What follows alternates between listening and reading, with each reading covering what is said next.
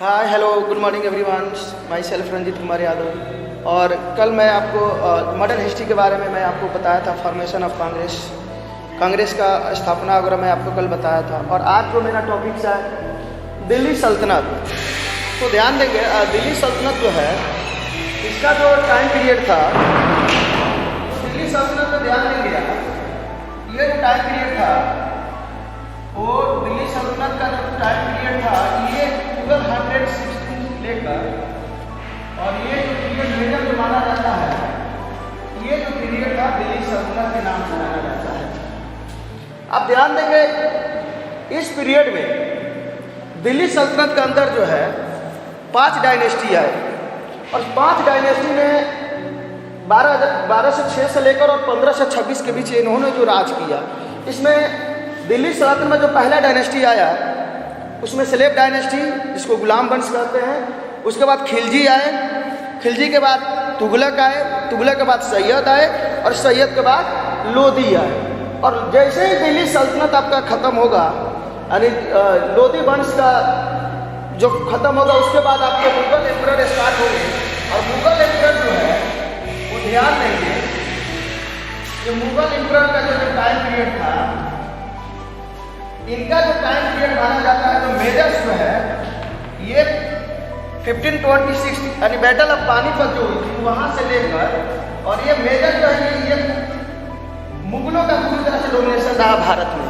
लेकिन ये सारी चीज़ें तो हम जानते हैं कि इस तरह से इसमें भी मुगल एम्पायर में हम देख रहे हैं, जैसे दिल्ली सल्तनत आपका एंड होगा तो उसमें मुगल एम्पायर, उसके बाद जो बैटल ऑफ पानीपत होगी इब्राहिम लोदी और बाबर के बीच, तो ये मुगलों का इस तरह से रहेगा। मुगल में भी जो हम मेजर पढ़ते हैं उसमें जहाँ तक मुगल की बात है, तो बाबर के बाद हम हुमायूं को देखते हैं, फिर अकबर, फिर जहांगीर, फिर शाहजहां और औरंगजेब, जो इनका मेजर जो डोमिनेट किए भारत के ऊपर। और अब मैं थोड़ा सा इससे भी थोड़ा सा मैं कनेक्ट करूँगा कि ये दिल्ली सल्तनत है जिसको हम लोग जो स्लेव डायनेस्टी जो स्टार्ट होता है 1206 में, तो स्लेव डायनेस्टी को हम देखेंगे कि ये चीज़ें हुई कैसे। आखिर स्लेव डायनेस्टीज को कहा क्यों जाता है, जो गुलाम वंश की स्थापना कराई गई कुतुबुद्दीन ऐबक के द्वारा, तो क्या रियल में ही was the real founder of slave dynasty या इल्तुतमिश था?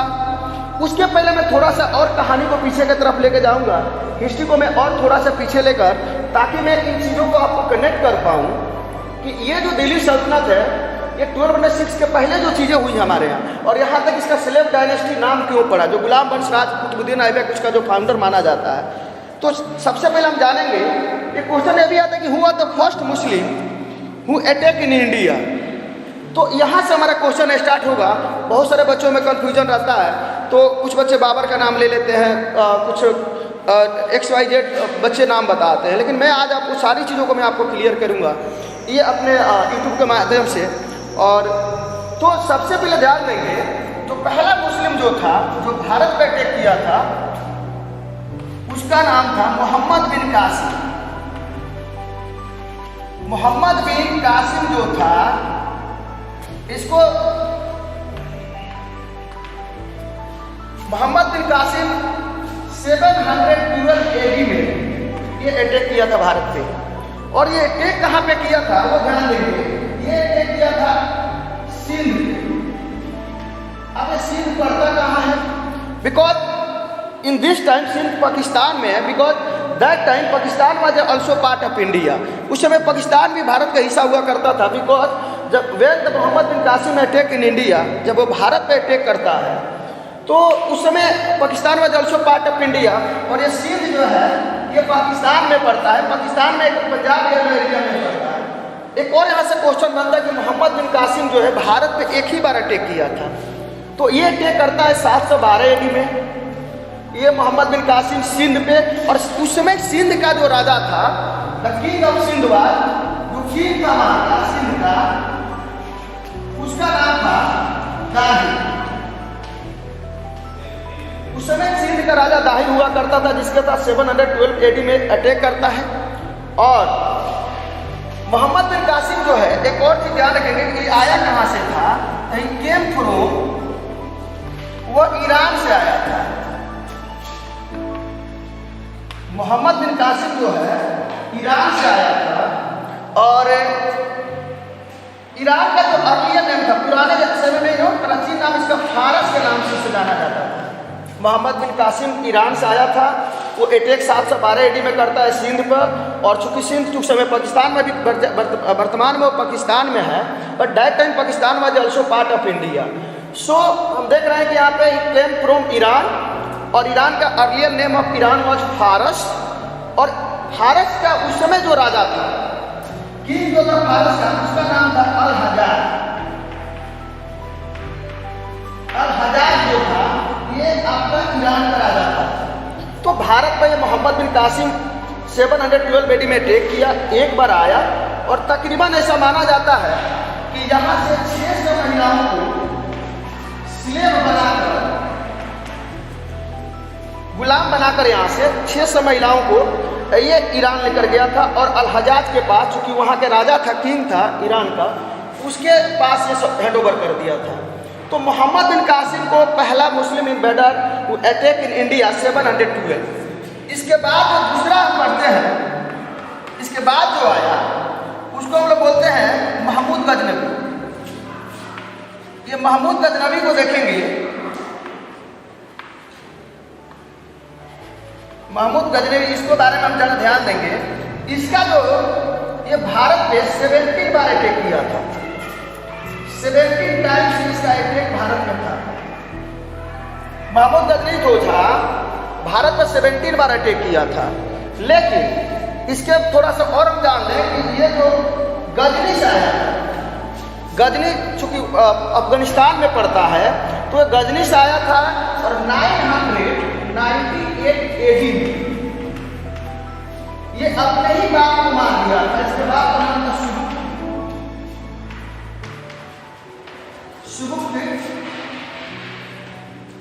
सुबुक्त वीर, इसका बाप का नाम था, और ये अपने ही बाप को मार के ये 998 AD में ये वहाँ गजनी का राजा बन जाता है। ये भारत पर जो इसका 70 टाइम्स जो अटैक किया, उनमें से जो मेजर अटैक इसका था, जो अक्सर किसी भी कंपटीशन से आप देखे होंगे, या किसी भी कंपटीशन पेपर खासतौर पर जब इससे बनने वाले होंगे, मोहम्मद गजनवी से बनने वाले, गजनी से जो भी पेपर्स बनने वाले हैं, वो आपको क्वेश्चन जो पूछे जाते हैं, इसका मेजर अटैक जो था, मेजर अटैक जो किया था वो 1025 AD में किया था। और ये जो है सोमनाथ टेम्पल, सोमनाथ टेम्पल जो है ये गुजरात का, जहाँ पे अटैक करता है 1025 AD में। और ये ऐसा माना जाता है उस समय कि तकरीबन 48,000 kg ये सिल्वर के आसपास यहाँ से लूटपाट किया था, और 28,000 kg गोल्ड। इसका मेजर जो अटैक है, यहीं से क्वेश्चन बनते हैं। महमूद गजनवी से बनने वाला जो मेजर अटैक था, जो भारत के ऊपर इसका रहा, जो सोमनाथ मंदिर को अटैक करता है 1025 AD में, ये मेजर इसका अटैक था। हालांकि इसका अंतिम अटैक ये 1027 में और 1030 में इसकी डेथ हो जाती है। इसके बाद जब हम आते हैं, जो थर्ड हमारा पॉइंट बन रहा है वो है मोहम्मद गौरी से। इसके बाद जो इन्वेडर जो आया उसका नाम था मोहम्मद गौरी। मोहम्मद गौरी को माना जाता है कि ये भारत पर 5 बार अटैक किया था। इसका 5 बार जो अटैक था वो जरा ध्यान देंगे। ये पहला जो अटैक करता है 1175 में, दूसरा का इसका अटैक था 1178, थर्ड इसका अटैक था 1191, और फोर्थ जो इसका अटैक था 1192, और इसका फिफ्थ जो अटैक था वो 1194। ये 5 बैटल लड़ा था। इस 5 बैटल में ध्यान देंगे, इस 5 बैटल में ये बैटल जीत गया था। मैं ऑन लिख दे रहा हूं, आप कैसे ध्यान देंगे। ये लॉस्ट, ये भी ये जीत गया था, ये लॉस कर गया, लॉस्ट, ये जीत गया ऑन, और ये भी बैटल ये जीता हुआ था। मतलब ये 5 बैटल मोहम्मद गौरी लड़ा था। 1175 का जो पहला ये बैटल था ये पहला अटैक किया था भारत में मुल्तान पे। बिकॉज आप भी जानते हैं कि that time Pakistan was also part of India, Bharat का हिस्सा हुआ करता था मुल्तान, क्योंकि अभी वर्तमान में वो पाकिस्तान में है। तो पहला अटैक 1175 में करता है मुल्तान पे, और उस समय जो मुल्तान का राजा था उसका नाम था मूल नाम के राजा था, जिसके साथ ये पहला बेटा लड़ता है। सेकेंड 1178 में। लेकिन इससे जो मेजर जो क्वेश्चन आपसे पूछे जाते हैं मोहम्मद गोरी से, तो ध्यान देंगे वो सबसे ज़्यादा क्वेश्चन आपसे पूछे जाएंगे 1191 पर। 1191 में क्या करते हैं, इसको बोलते हैं कि first battle of Tarain. First battle of Tarain के नाम से इसको जाना जाता है, फर्स्ट बैटल ऑफ तराइन। और ये लड़ी गई थी मोहम्मद गोरी और पृथ्वीराज चौहान के बीच। तो इस बैटल में मोहम्मद गोरी जो है फर्स्ट बैटल ऑफ तराइन ये हार जाता है। ठीक उसके नेक्स्ट ईयर ही मोहम्मद गोरी जो दूसरा बैटल लड़ता है 1192 में, उसको सेकेंड बैटल ऑफ तराइन के नाम से जाना जाता है।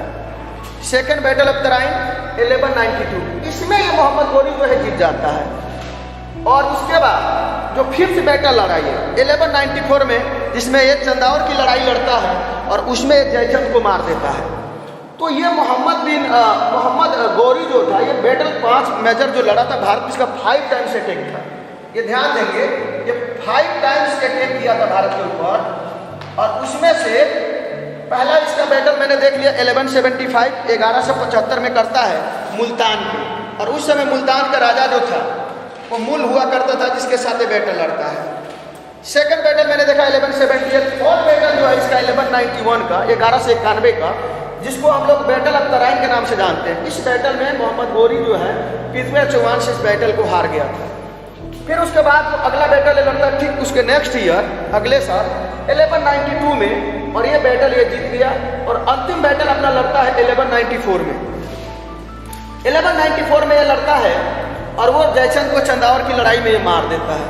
तो इससे बनने वाले जो भी प्रश्न हैं आपके मोहम्मद गोरी से, तो मेजर आपके बैटल ऑफ तराइन फर्स्ट और सेकंड से ही क्वेश्चन पूछे जाते हैं। एक और उसका है कि एक इसी का एक कमांडर था जिसका नाम था Mohammad bin Bakhtiyar Khilji, the commander of Mohammad Ghori.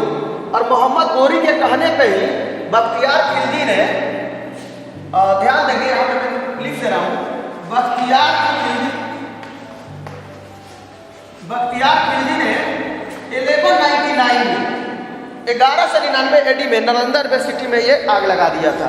और ये ऐसा माना जाता है कि नालंदा यूनिवर्सिटी में बख्तियार खिलजी जो आग लगाया तो मोहम्मद गोरी का कमांडर था, and he was the commander of Mohammad Ghori.